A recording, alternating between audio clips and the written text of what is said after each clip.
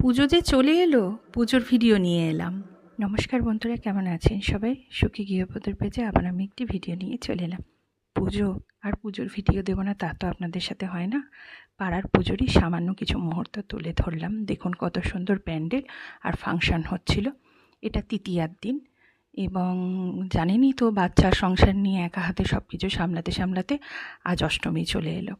এবং দেখুন কি সুন্দর একটা ঝর্ণা মতনও করেছে।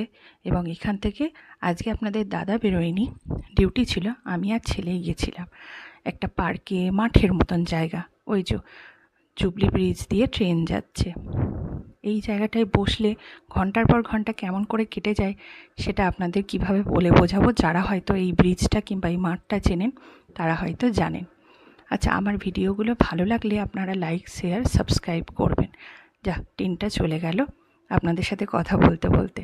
তো এবার ফেরার পালা ছিল ওখান থেকে, এবং ফেরার সময়ও আবার এই ঝর্ণাটার, ফোয়ারাটার একটা ভিডিও তুলে নিলাম। তো চলুন আজ আসি, সবাই ভালো থাকবেন, সুস্থ থাকবেন।